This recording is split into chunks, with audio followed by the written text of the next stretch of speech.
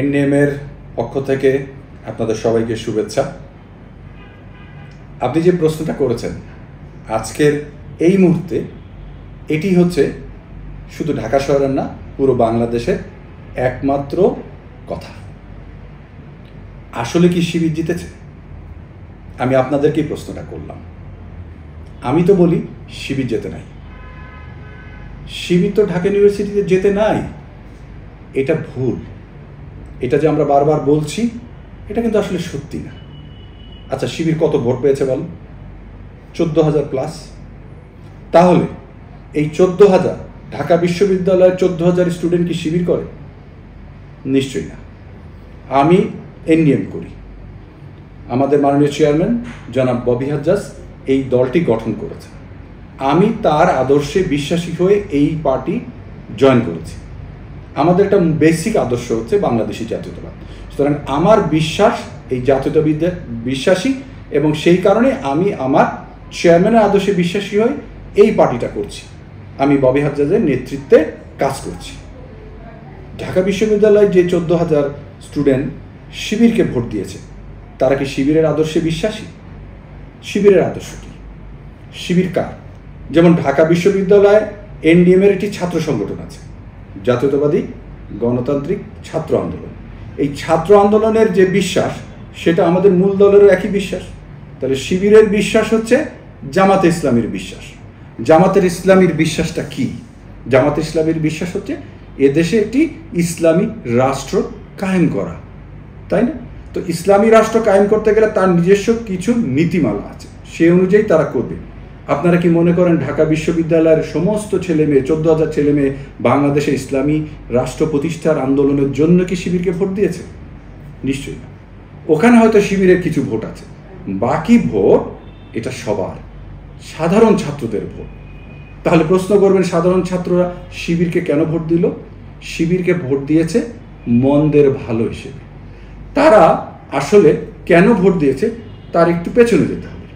আপনারা দেখেন, বিগত সময় ঢাকা বিশ্ববিদ্যালয় স্বাধীনতার পর থেকে কখনো ছাত্রলীগ, কখনো ছাত্রদল এটাকে লিড করেছে কোনো না কোনোভাবে। এর বাইরে আর কেউ করেনি। কিছু কিছু সময় হয়তো ছাত্র ইউনিয়নের কিছু পর্যায়ে দেখা গেছে, বাকিটা সময় এই দুইটা দল লিড করেছে। এই যে লিডটা করেছে, এর একটা বেসিক কিছু চরিত্র আছে। যেমন আপনারা দেখবেন ঢাকা বিশ্ববিদ্যালয়, আপনারা অনেকবারই শুনেছেন গণরুম। গণরুম বলে একটা শব্দ আছে, হ্যাঁ? টর্চার সেল বা টর্চার রুম, টিভি রুম, এরকম বিভিন্ন রুম। বিভিন্ন রুমের বিভিন্ন ধরনের গল্প আছে। সাধারণ ছাত্রদেরকে এই যে দলগুলি, এরা যখন ক্ষমতায় থাকে তখন এরা সাধারণ ছাত্রদের উপর বিভিন্ন সময় বিভিন্ন ধরনের অত্যাচার চালিয়েছে। কখনো তাদেরকে বাধ্য করেছে পড়াশোনা বাদ দিয়ে তাদের নির্বাচনী জনসভায় অংশগ্রহণ করতে, কখনো তাদের নির্বাচনী প্রচারণায় অংশগ্রহণ করতে, তাদের লোক সমাগম দেখানোর জন্য। কিন্তু 5ই আগস্টে এই ফ্যাসিস্ট রানী, আমি বারবারই বলি, এই যে ফ্যাসিস্টের রানী শেখ হাসিনার পতনের পর এই যে একটা বছর, এই ব্যাপারটা তো ঢাকা বিশ্ববিদ্যালয়ের ছিল না।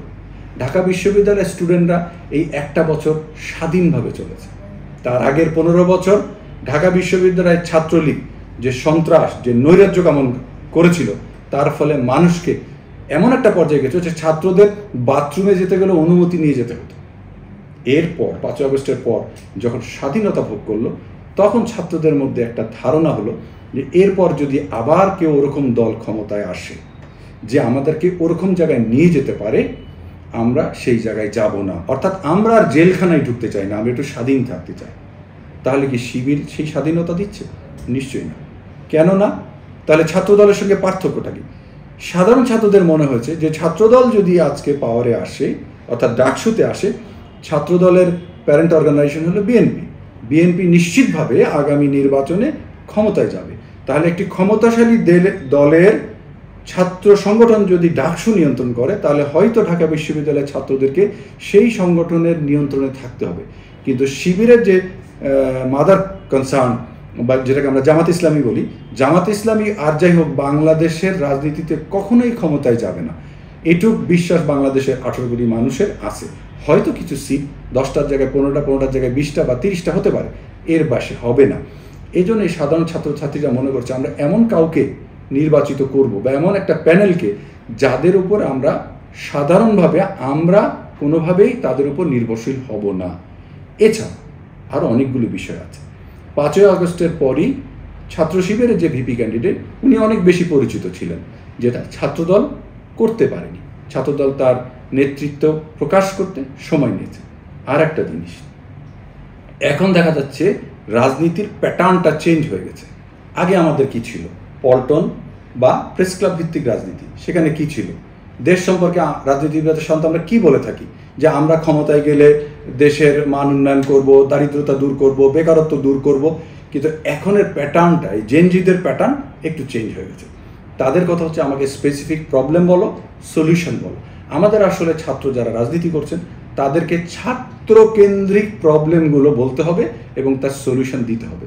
যেখানে শিবিরের নেতাদের দেখেছি আমি ঢাকা ইউনিভার্সিটির বিভিন্ন পয়েন্টে তারা দাঁড়িয়ে, যেমন রেজিস্টার বিল্ডিং সম্পর্কে তারা বলেছে যে রেজিস্টার বিল্ডিংয়ে ছাত্রদের একটা বিশাল সমস্যা ফেস করতে হয়।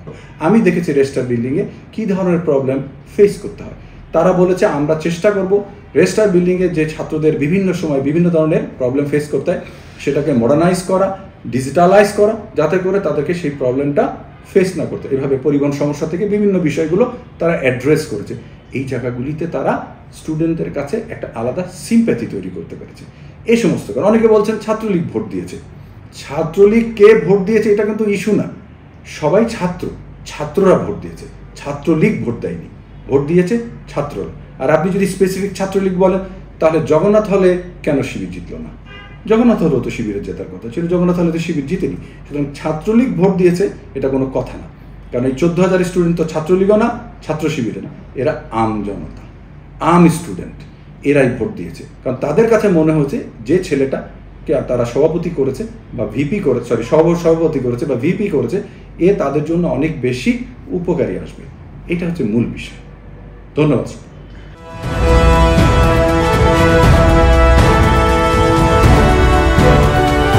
জনতার টিভি, জনগণের আয়না।